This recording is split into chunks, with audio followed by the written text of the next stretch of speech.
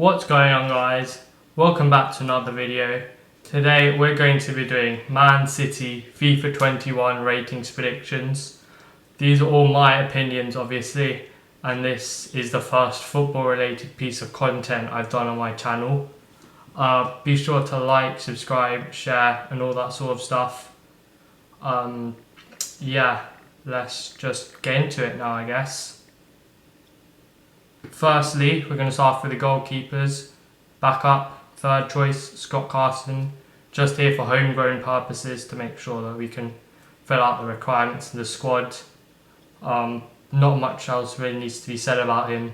If he has to play, we're in trouble. Then we go on to Zach Steffen. Been out on loan at Fortuna Dusseldorf this year, but following the departure of Claudio Bravo, it's expected that he will step up into the number 2 role. From what I've heard, he started the season well at Fortuna Dusseldorf. Then he sort of tailed off and got injured. But if Pep's seen him and he thinks he's good enough to be the backup, then I'm on board with that because he's played a full year, or a lot of the year, in the Bundesliga. We now move on to Ederson, Golden Glove winner this year, obviously. I think is a very good goalkeeper. Distribution is top class, we've seen that. I've upped him one rating to an 89.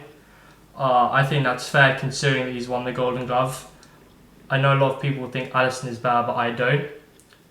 Now we're going to move on to Nicolas Otamendi. First of the defenders. I think he'll leave. I put him in anyway. 65 pace, down 2 overall. I think EA have been very harsh to him on the pace. We saw when Tammy Abraham came on for Chelsea, he was brought on to nullify his pace threat, and he did that. Defending has to go down because you've seen how vulnerable sort of he is in one-on-one situations. We'll now move on to Eric Garcia. 74. I've given a +9, I believe, from last year. He also looks like he's going to leave, going back to Barcelona. This is a breakout year, but after the lockdown, he really sort of pushed his way into the team and is arguably our second, third choice centre-back. Yeah, I feel like he's a good defender, but physically and in terms of pace, he's not quite there yet. There's definitely a good player in there, and it's a real shame he's going back to Barca. We'll now move on to John Stones, another player who I think will go, giving him a -2. Started the year off average to poor, and then after Norwich just sort of went downhill in terms of form, injuries, etc. After lockdown, I think he got injured in sort of the lockdown pre-season. Never really got back into the team, unfortunately. So John Stones down by 2. He might stay, but 20 million I'd take for him. We'll now move on to Benjamin Mendy, who I've also downgraded by 1. He's been a bit of a scapegoat when we've lost this year, and to be honest with you, I feel like it's justified. He doesn't seem to be as good at defending as he was before, and just overall he hasn't really got back to the level that we saw he could get to when he first came from Monaco. We'll move on to Fernandinho next. 85 rating, down 2. That's pretty much solely because he's a centre-back instead of a defensive midfielder. I think I've kept his stats pretty much the same, maybe a slight defending boost. But yeah, Fernandinho, 85 rated centre-back.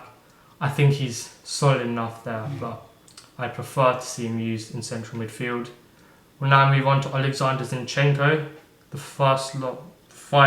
the initial batch of defenders. 78 rated, same overall as last year, I think. After his injury this year, though, he battled hard to keep his left back spot. Not quite sure if he's going to be able to get it back after he's lost it already after that injury, especially with the emergence of this man, Joao Cancelo. I put him in as a left back because I think that's where I'll play most of his football next year. Whether EA actually put him in as left back, though, I'm not sure. Given him an 83 overall, hasn't really played enough games to justify keeping at that 84, even though when he has played in this later part of the season, he's been good for us, I'd say. Yeah, not really much else to say about Cancelo. So we'll move on to Kyle Walker, 84, same overall as last year. I think even though he's getting older and people thought, oh, maybe we'll start going down, that's why I brought Cancelo in. He's actually stayed really strong this year, Walker, so I've kept him in 84. Angelino, interesting one for me. Moved him to a left wing back because I think he's much better left wing back than he is at left back, and that difference is very noticeable. I've actually upped him one due to his good half a season at RB Leipzig and his pretty average one when he was with us. If we did play that 5 like we played against Lyon, I'd like to see him be used there because I feel like it's a role that suits him really well. As you can see, good passer, good dribbler, maybe slightly lacking defensively, but in that wing-back role, that's okay. Now, Nathan Ake is next. He is one of the new signings, obviously, coming £40 million. Upped him by 2 overall because he's joined Man City. He's a good centre-back, solid Premier League centre-back, but it's going to be whether Pep can push him on to sort of be in that elite tier level. Hopefully he can do that so that we don't have to spend more big money trying to find a partner for Laporte, who just popped up now, 87 overall. I feel like his overall was saved by the lockdown because before that he got an injury that was keeping him out for most of the rest of the year. After the lockdown, he's come back nice and fit, first choice centre back, and he's played well. Is he still in that Van Dijk conversation? I don't know, only because we can't really see the full extent to which that injury's affected him yet. But I think he's certainly the second best centre-back in the Premier League. We now move on to the centre mids, where I've put in a wild card here, Tommy Doyle. Both his grandfathers have history with Man City. Youngster, he's just come through this year. Most recently played a few minutes in the FA Cup against Newcastle. Maybe he'll break out this year, I don't know, but I would like to see him get a few starts, whether it be Carabao Cup, FA Cup, or maybe even in the league now that David Silva's gone.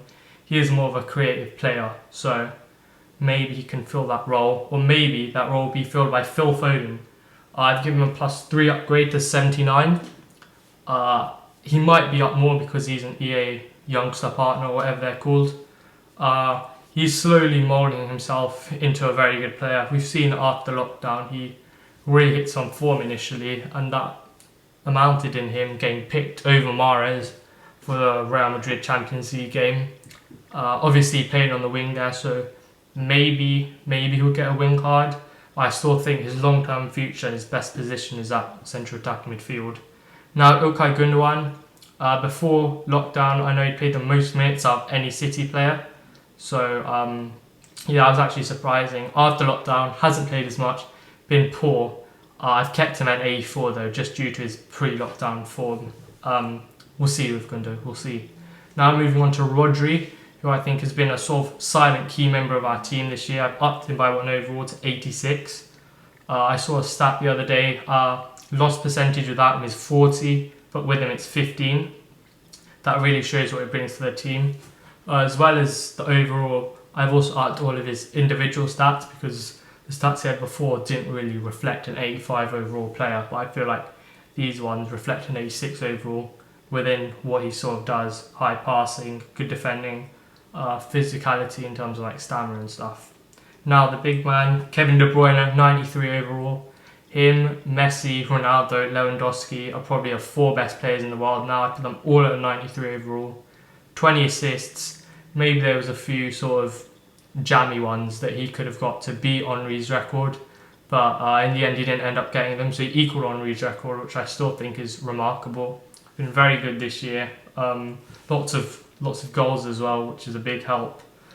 And yeah, I don't really see how I could give him anything other than that high 93 overall. Onto the wingers now, and we start with the wild card, Jayden Brough. Very highly thought of by the Man City fans. Not made his debut yet. Maybe he'll sort of come in as a Sane replacement. We'll see if he comes through. He's quick, good dribbler, so he's kind of like Sane. Bit of Sancho in him as well, being a Man City youngster. I have heard some stuff about his attitude though, so hopefully he can keep that in check.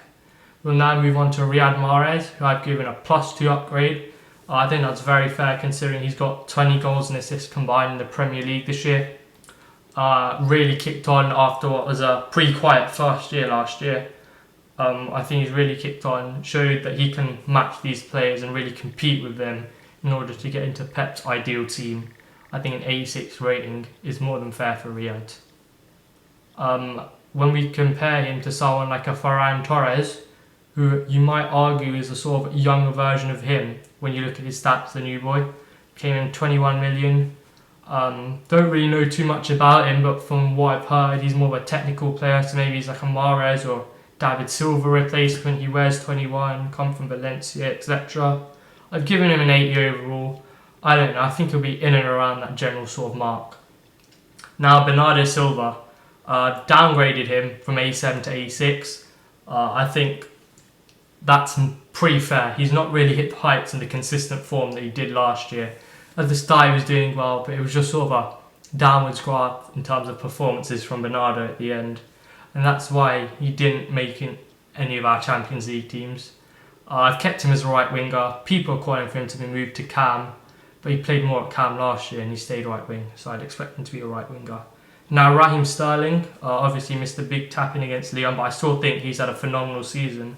30 goals off the wing is no mean feat, and I think he gets a lot of unnecessary hate, just for no apparent reason. 90 rating, up by 1. Yeah, Raheem, class player. Now, Gabriel Jesus, up by 2. Done well to Phil Aguero as well, even though he's a different type of striker. I feel like he was underrated before, so I think 84 rating is fair. High dribbling, high pace. Now finally, Sergio Aguero. I've given him the 90 overall. Premier League, he got a goal a game, that's amazing. If he could keep fit, he'd be able to push on into that group of De Bruyne, Messi, Ronaldo, etc. and get that 92, 93 overall. But at the moment, with his injuries, I don't feel like he's quite going to be able to do that. And there we are, guys. Thanks for watching. Make sure to share this video out. It's the first football related one I've done. Anyone who likes football, get to them. And yeah, thanks for watching. Goodbye.